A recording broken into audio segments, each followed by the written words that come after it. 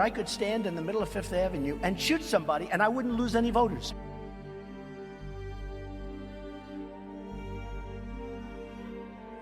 I could stand in the middle of Fifth Avenue and shoot somebody and I wouldn't lose any voters.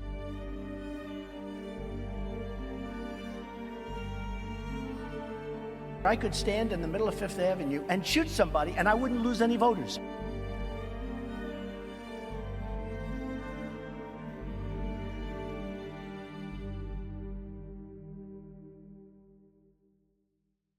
What was the Republican Party?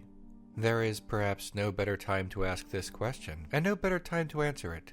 During the 2020 campaigns, Joe Biden repeated his belief that following the end of Trump's first and only term, Republican politicians would have an epiphany and return to whatever Biden considers normal for their party, the ghost of what once was their party. That without their figurehead, right-wing politicians who attached their careers and ideologies to Trump would suddenly see the light, correct their course, and once again ally with mainstream conservatism, a political ideology that, at least in the United States, centers around strong partnership with the military and the police, strong adherence to organized religion, specifically Christianity, strong private property rights for corporations, low taxes for corporations, a loosely defined traditionalism that shuns certain aspects of social progress, distrust of social programs, and a great many more connected values and principles.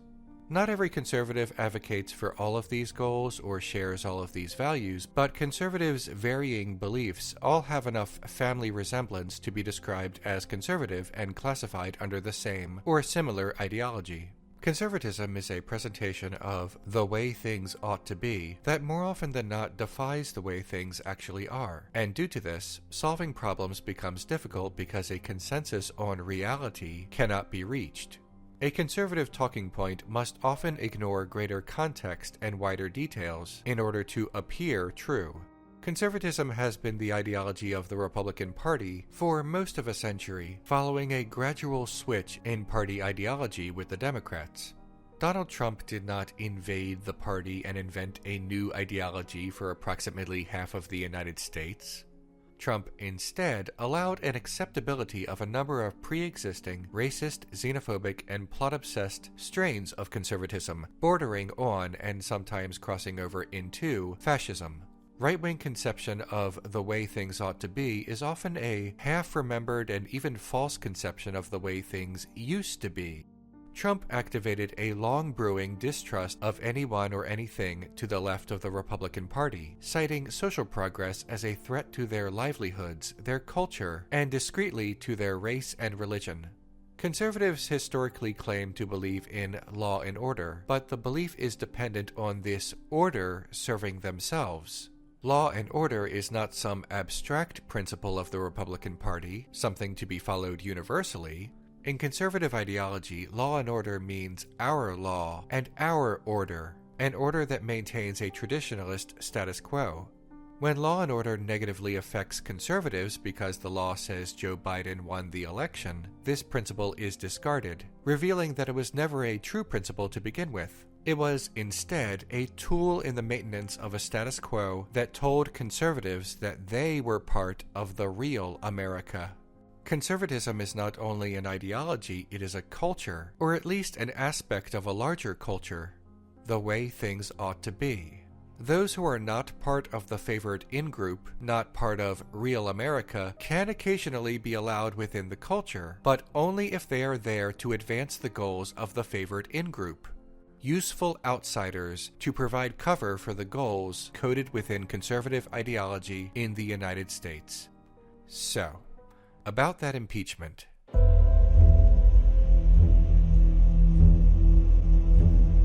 The first day of the trial was primarily the prosecution and defense, arguing about whether or not the trial was even constitutional.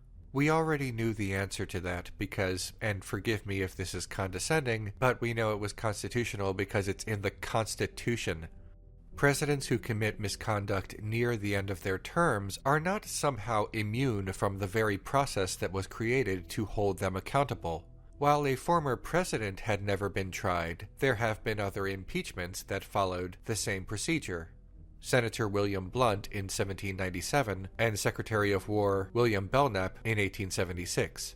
Furthermore, Trump was impeached by the House of Representatives while he was still president anyway, and the rules demand that it be sent to the United States Senate.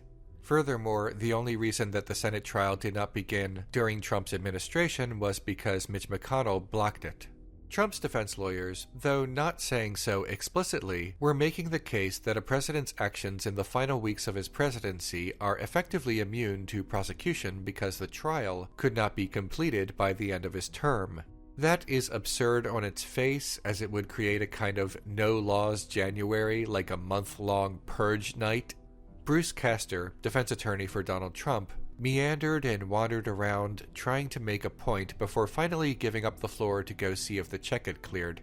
David Schoen took the stage with his binder and said that this is only happening because Democrats are upset about the events of 2016. No, everyone is upset about the events of last month. He then said the Senate should not get to decide that Trump should not run for president, but that is exactly what it says in the 14th Amendment. Now, if the constitutionality of the trial was never really in question by nearly all legal scholars, and there was no way that this argument would stop the trial from happening anyway, why was this even part of the trial? It had a lot to do with how the Republican senators were always planning on voting, how they planned to justify their vote, and how much enormous power Donald Trump continues to hold over the Republican Party. Reading Republicans' opinions of Donald Trump in 2016 before he became president and after he became president tells us so much about their goals and about their principles. Illinois Senator Mark Kirk called Trump a malignant clown, unprepared and unfit to be president of the United States. Senator Lindsey Graham famously said, "If we nominate Trump, we will get destroyed, and we will deserve it." There are countless more, including a great many calls for Trump to step down and allow Mike Pence to become the nominee instead. Let's narrow our focus to only one Republican politician, Senator Ted Cruz. During the 2016 Republican primary season, Donald Trump suggested that Ted Cruz's father assassinated President John F. Kennedy, and the Trump campaign openly mocked Cruz's wife. In a sign of things to come, Trump even claimed that Cruz stole the Iowa caucus, that Cruz's win was done through fraud alone, and that a second Iowa caucus must be held in hopes of declaring Trump the winner. Cruz, correctly, called Trump a pathological liar and a narcissist. After Trump became the nominee, Cruz sang a different tune, but this was not simply party loyalty and supporting the candidate. After Trump became president, Cruz strengthened his bond with Trump, hoping to gain the support of the die-hard Trump base for his upcoming close election between himself and Beto O'Rourke. After that election, once Cruz had more evidence that being Trump light was something he could use indefinitely, Cruz began repeating Trump's talking points, and eventually being his most outspoken supporter of the election fraud conspiracy theory. Cruz knew from first-hand experience in Iowa that Trump consistently makes false claims of election fraud every time he loses, and in all likelihood, Cruz knows the conspiracy theory is nonsense. Of all the high-profile Republican politicians, Cruz is the most familiar with Trump's lies, but also has become the loudest repeater of those lies. Cruz sided with Trump over his country, his responsibilities, and even his wife. What kind of monster sides with Donald Trump over his wife? Now that Trump is no longer in office, Cruz intends to use that still rabid base to carry himself to the White House. Even after the insurrection, Cruz never even slowed down beating that drum. Cruz is not alone. On January 6th, immediately after the insurrection, 147 Republican lawmakers voted the way then-President Donald Trump and the violent insurrectionists had demanded, to overturn his election loss after months of Trump's false claims that the election had been stolen. It should not be controversial to say that politicians care far more about their political careers than standing by their alleged principles. It also should not be controversial to say that based on mounting evidence from recent events, it is reasonable to assume that the further to the right the politician is, the more likely they are to abandon those principles, because conservatism is an inherently selfish political ideology. Democrats are no angels when it comes to this, but it is reasonable to believe that there are simply degrees in which politicians work against the common good. The Republican Party is degrees worse than the Democratic Party, and the Republican Party is now even a degree worse than they once were before the presidency of Donald Trump. So, why the turnaround? What did Donald Trump give the Republican Party to make them so fiercely loyal to a now former and twice impeached president? In spite of all the moral haranguing and public concern over the behavior of Trump, the voting record shows that nearly all Republicans actively supported the administration's policies and goals. Outwardly moderate conservatives still overwhelmingly voted with Trump. Mitch McConnell was in love with the Trump presidency because Republican control of the White House as well as the Senate allowed McConnell to push through his endgame, right-wing control of the courts. Trump nominated 3 Supreme Court justices, Neil Gorsuch, Amy Coney Barrett, and the hideous Brett Kavanaugh. Control of the White House meant control of the Supreme Court, and control of the Senate allowed for the confirmation of all 3 justices, 2 out of 3 who were largely unqualified. A different Republican president might have chosen different justices, but Trump, being Trump, chose the worst, and McConnell laughed all the way through their confirmations. Control of the Senate also allowed for the confirmation of other judges that would be sympathetic to right-wing causes. Trump may have lost the Republicans a chance at a second term and may have been responsible for their losses in the Senate, but he did so much damage during his time and tipped the scales in favor of conservatives so much that McConnell probably believes it was worth it. A short-term loss in 2020 for long-term control of the courts. Senators come and go during elections, but Supreme Court justices serve for life. Losing Senator Kelly Loeffler is nothing compared to gaining Neil Gorsuch, Brett Kavanaugh, and Amy Coney Barrett. The courts, from the highest in the land to lesser courts, are now absolutely packed with conservatives. That undoubtedly means even more decisions in the future like Hobby Lobby and Citizens United that gave greater protections to corporations hoping to influence government. This ties in with the other reason Republicans loved the Trump administration, pushing the Overton window, meaning the window of acceptable politics, even further to the right. This can be risky. Push too far and people will call you out for it. Republicans needed a bombastic, immoral figurehead to do it for them, so that if there were any blowback, it would be Trump taking the risk, not them. They could even repudiate Trump in public while encouraging him in private, showing concern to the more moderate voters, but still unanimously voting with him. Perhaps the best example of this was Mitch McConnell himself and the trial of Donald Trump. Prior to the trial, McConnell correctly said that the insurrectionists were fed lies and were provoked by the president and other powerful people. Days later, McConnell voted to acquit Trump, and as minority leader, undoubtedly encouraged his fellow Republican senators to do the same. Then, on the very same day, McConnell took to the Senate floor and stated that there was no question that Trump was responsible for what happened. The trial did not prove to the American people that Trump was innocent, as the majority of Americans, 58%, believed that Trump should have been convicted.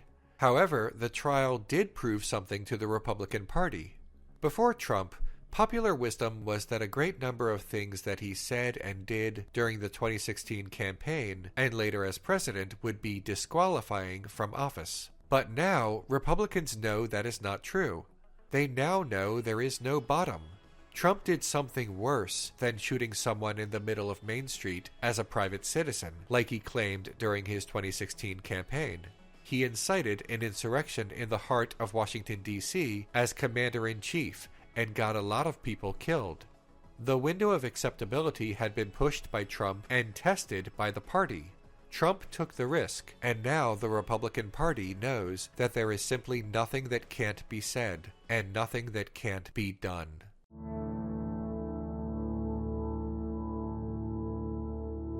It's important to understand that the election fraud conspiracy theory did not begin on election night or in the days that followed. There was no gotcha moment on the day of the election and no evidence presented in the aftermath that convinced Trump's base.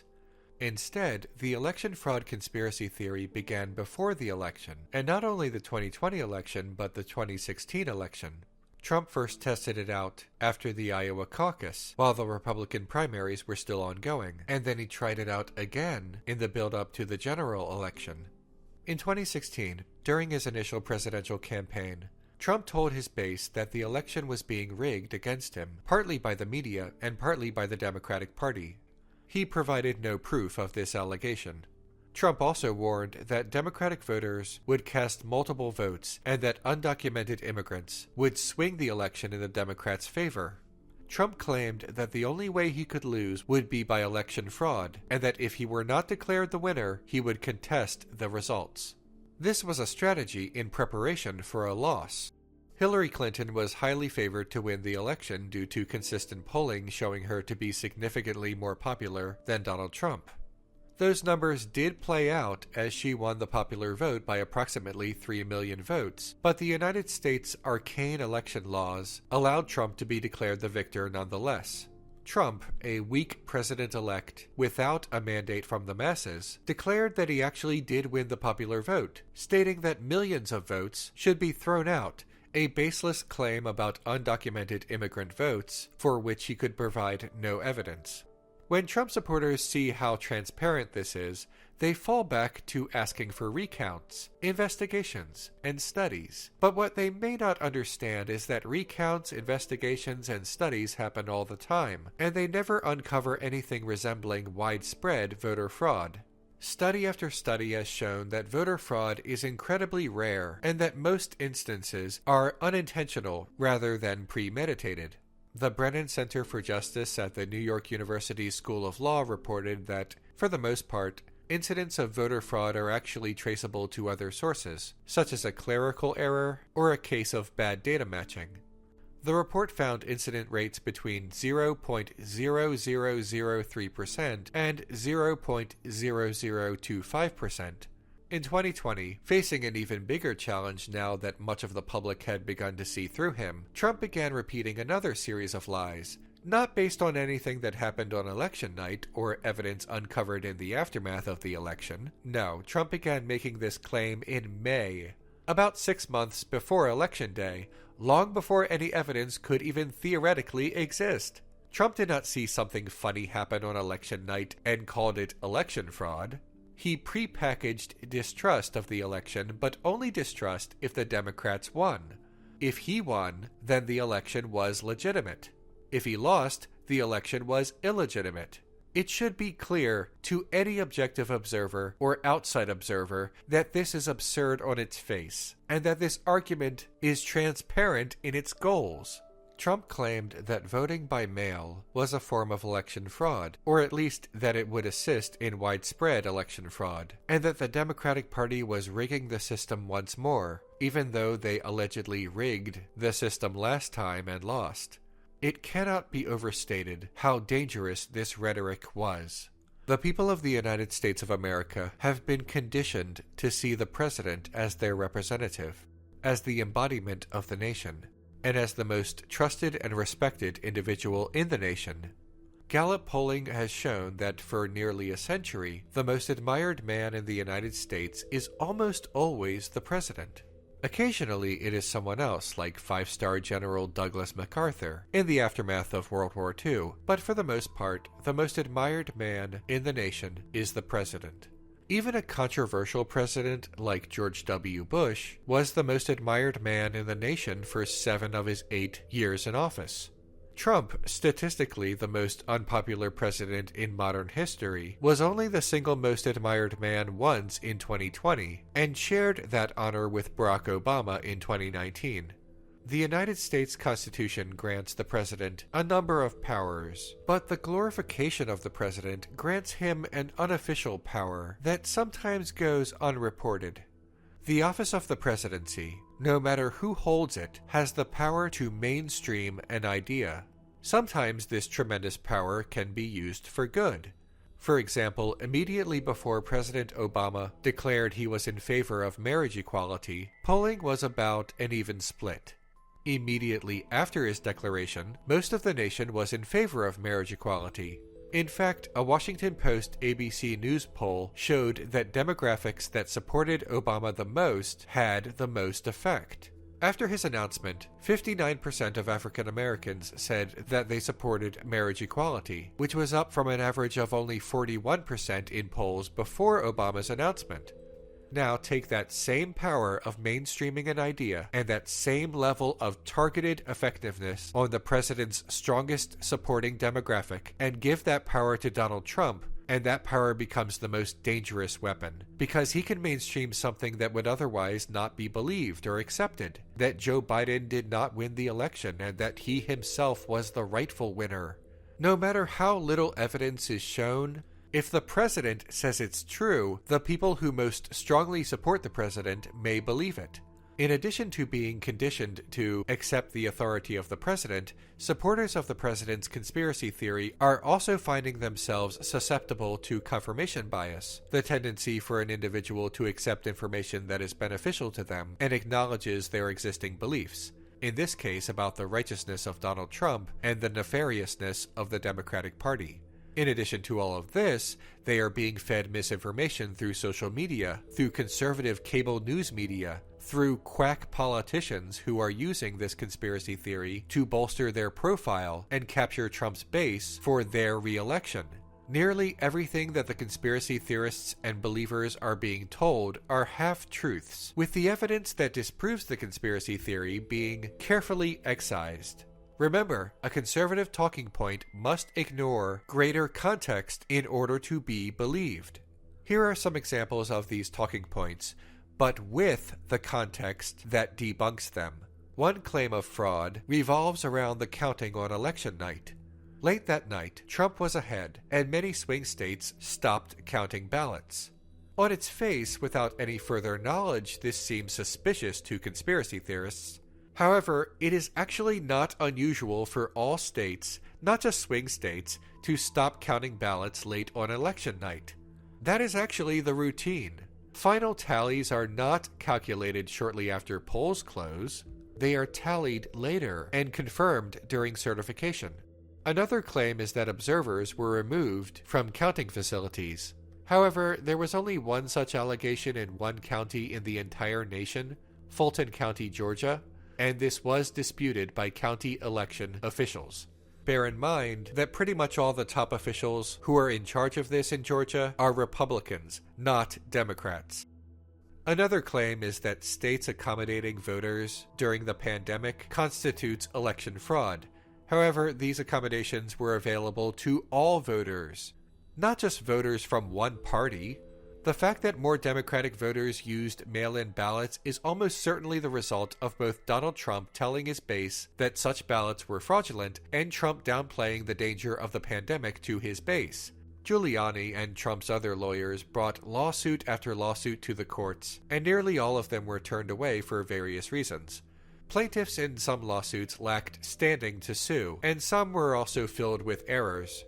In fact, in one case, an affidavit that attempted to cite results from precincts in Michigan cited Minnesota data instead. Predominantly, however, lawsuits were sent packing because no real evidence was presented. Of the 86 judges involved in these decisions, 38 were appointed by Republicans. The United States Supreme Court, which includes 3 Trump-appointed justices, rejected Texas Attorney General Ken Paxton's challenge to election results in 4 states. In other words, this was not an issue of partisan politics. It was an issue of facts.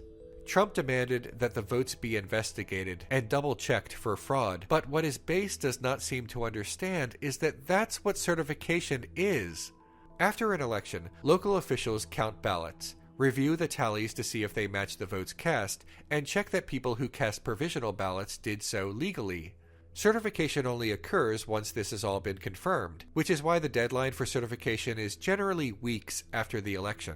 There's a lot to do and a lot to check. If there had been widespread voter fraud on behalf of Joe Biden that could have actually swung the election, evidence of that would have been uncovered during certification, or in the course of the many legal disputes that Trump almost universally lost. Trump also demanded recounts to uncover evidence of fraud, and some took place in states like Georgia and Wisconsin, but no evidence of fraud was found. Recounts generally move the needle by a few dozen or a few hundred votes, not due to fraud attempts, but usually due to clerical errors and common mistakes. Furthermore, a few hundred votes cannot change the outcome of any of the state races, and certainly not the outcome of the election anyway. Even if the Wisconsin and Georgia recounts swung both states for Trump, Biden still would have handily won the election. The election was not that close.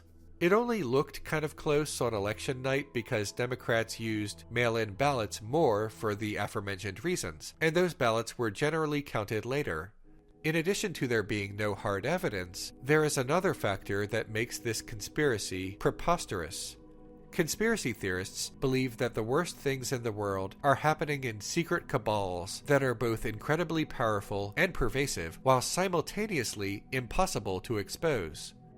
Literally hundreds of thousands, maybe millions of people would have had to have been involved on the state and federal levels, and all of them would have had to have destroyed any evidence and not gone public with it. The possibility of this is astronomically low. Experts and mathematicians have conclusively shown that the more people know about a conspiracy, the shorter the amount of time it would take for it to be exposed. For example, since approximately 410,000 people would have had to have been involved in faking a moon landing, it would have taken only as little as 3 months before it would have been exposed. That is because everyone at NASA and many others in the federal government would have had to have been involved. Arguably, an election fraud on the federal level and state level on all 50 states would have involved significantly more people. If it had been attempted on the scale that Trump himself has claimed, it would have been uncovered in November. It's almost March now. Thus, in addition to there being no hard evidence, there is also simple common sense. Conspiracies happen, but widespread conspiracies are exposed dependent on how many people know. In reality, the worst things in the world, meaning the manner in which the state oppresses people, is done out in the open, and not in some secret cabal. The oppressive relationship between rich nations and poor nations, poverty that enriches the few, control of the poor through the police, human-made climate change endorsed by business interests and the state's allowance of it, all of these things happen without a cabal. The state does all of this on its own and does not require some secondary deep state to accomplish it. Why these things happen and whether or not they should happen are matters of ideological political debate, but whether or not they do happen is not. For example, the energy corporations tried to hide their role in climate change since the 1970s, but climate scientists and whistleblowers have been warning us about this for about that long. The choice by the state to do little about this was done out in the open, through public policy, not secret policy, and justified as protecting business interests. Propaganda whitewashes these worst things as somehow necessary and lionizes those performing these worst things. But these worst things are still undeniably happening because they are happening out in the open and are provable through observation. Now, with this conspiracy theory completely full of holes, why did Trump supporters buy into it? Studies have shown that endorsement of a conspiracy theory is a form of motivated, false reasoning that is used to protect an individual's pre-existing worldview. Studies have also shown that conservative voters are more susceptible to conspiracy theories than any other bloc of voters in the United States. Most observers interpret this data as due to a strain of anti-government sentiment among conservatives and how many conspiracy theories involve the government. Conservative mistrust of the federal government is the product of conservative politicians sowing that mistrust, but not for any of the reasons conservative voters are told. Conservative politicians' condemnation of the federal government has nothing to do with any of the actual egregious actions by the state. No, conservative politicians' condemnation of the federal government has everything to do with money. The federal government regulates capitalism through safety laws, minimum wage laws, tax laws, environmental laws, and so forth. And conservative politicians and their donors don't want that. Their presentation of the government is only the part of the government that hinders capitalism. Conservative politicians don't have a problem with the government. They have a problem with anything that is not laissez-faire capitalism. The part of the government that enforces capitalism, meaning the police and the military, are not included in this presentation of the government to their voters. Conservative voters therefore come to trust the police and the military, arguably the most powerful agents of the government, but do not trust the bureaucracy of the government that could potentially provide them with relief. Consequently, because Trump claimed that this election fraud conspiracy was masterminded by the bureaucracy of the government, conservative voters were already primed to believe it. In summary, the president's power to mainstream an idea, plus the motivated reasoning to protect oneself from the truth, plus a pre-existing mistrust of bureaucracy, plus a pre-existing mistrust of the Democratic Party, created a perfect incubator for this transparently false conspiracy theory. Republican politicians had the opportunity to reject this conspiracy theory outright, but many of them, like Senators Ted Cruz and Josh Hawley, either adopted the conspiracy theory as their own or tried to straddle the fence, saying they are only asking questions. They smelled blood in the water, and they wanted to get right with Trump's base. With enough mainstream Republican support, conservative Americans sided with the entity that they had been manipulated into trusting, and sided against the entity that they had been manipulated into distrusting. Trump knew exactly what he was doing, trying to sow enough discord to either remain in power past Inauguration Day or leave office while being believed to be the winner, setting up another run for president in 2024. And on January 6th, his dangerous rhetoric and complete disregard for public safety reached its inevitable, tragic conclusion.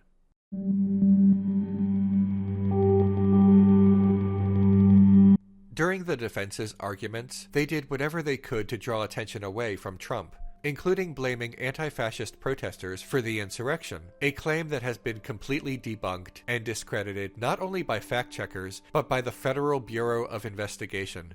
Even the FBI, an organization with a history of going after leftist movements, could not make that claim.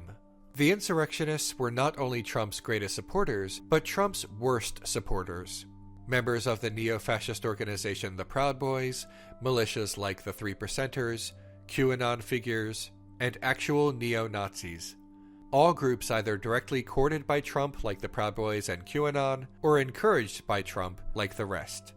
Apologists for Trump in the media and in Congress excused his part in the January 6th insurrection because many of his supporters were planning violence even before Trump spoke that day, as if this excuses Trump from the allegation of incitement. But the incitement began long before.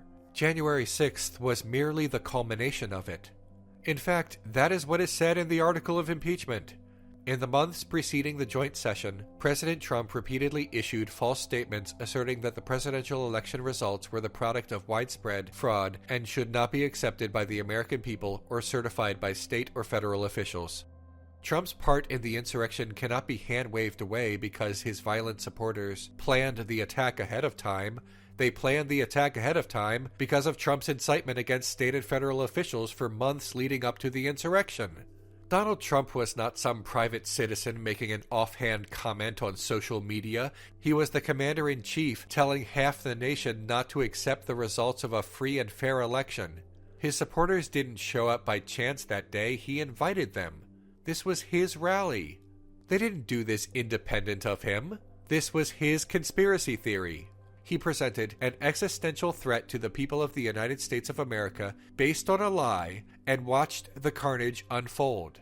To claim that Trump did not incite the insurrection is to pretend that the past few months did not happen and that Trump had no power over an army of people waving flags with his name on them. The insurrectionists did not simply do this in his name, they did this with his permission. During the trial, Trump's defense team tried to claim that Trump was only being impeached over the word fight in his speeches, and that Democrats had also used the word fight in their speeches. Remember, conservative talking points require a lack of context and missing details. Trump did not simply incite an insurrection because he once said the word fight. He incited the insurrection through a months-long campaign consistently using dangerous rhetoric.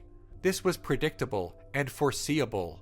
It's naive to think that Trump did not want this, or that he had a problem with this when he consistently called for violence during his 2016 campaign and consistently promoted and defended his patriots in the aftermath of the 2020 campaign. In fact, that would contradict the events of the day. Even after the insurrection began, Trump repeated his lies on social media, drawing even more attention to Vice President Mike Pence, who was, at the time, mere feet away from a right-wing mob that had explicit plans to execute him. Reports from law enforcement showed that insurrectionists also planned to assassinate various members of Congress. It is only through sheer luck that this did not turn out to be an even greater massacre than it already was. Republican senators and Republican White House aides have stated that Trump was very happy that the insurrection was taking place and had to be convinced over the course of a day to finally do something about it. Trump also claimed that he directed the National Guard to be deployed to the Capitol. That is not true. A New York Times report described how Trump initially refused calling them in for help, and White House counsel Pat Cipollone had to intervene. In the end, it was actually Mike Pence who gave the order to deploy the Guard. Hours after the insurrection began, Trump was finally convinced to make a short video in which he asked the insurrectionists to go home, but also praised them, calling them very special, and saying, "We love you." These are not the words of someone who was against them.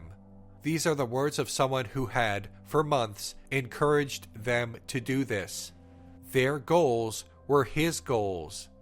That evening, Trump praised them further on social media, stating, "These are the things and events that happen when a sacred landslide election victory is so unceremoniously and viciously stripped away from great patriots who have been badly and unfairly treated for so long. Go home with love and in peace. Remember this day forever." A day after the insurrection, Trump was asked about what happened, and he doubled down, stating that his speech and actions were totally appropriate. It is simply undeniable that Trump's rhetoric was the cause of the insurrection. So, why did they vote to acquit? There are many reasons why Republican politicians are still doing everything they can for Trump in the aftermath of a massive election loss and a second impeachment. Some want his base. Some simply agree with him. Some have no identity of their own except to whom they are attached. And some are too afraid to vote against him. They voted to acquit, and as predicted, used the constitutionality argument to justify it so they wouldn't have to look like they were soft on the insurrection. Polls taken right before the trial showed that Republican voters overwhelmingly believed that anyone siding against Trump was disloyal, not principled. Republican voters also overwhelmingly believe that loyalty to Trump is either very important or somewhat important. Approximately 1/3 of Republican voters would leave to join Trump, and more than 1/3 would at least consider it. Less than 1/3 would remain. Now, one might argue that maybe some of the respondents to these polls are all talk. Let's calculate more conservatively here. If only, say, 10% of the Republican Party left to join a Trump-led party, or 10% more of the Republican Party opted to stay home on the next election day due to the party's disloyalty to Trump, that would guarantee that there would not be another Republican president so long as Trump lived. At the beginning of this, I asked a question. What was the Republican Party? It was the party of conservative ideology in the United States, but now it's even worse. It's the party of the Proud Boys. It's the party of the 3%ers.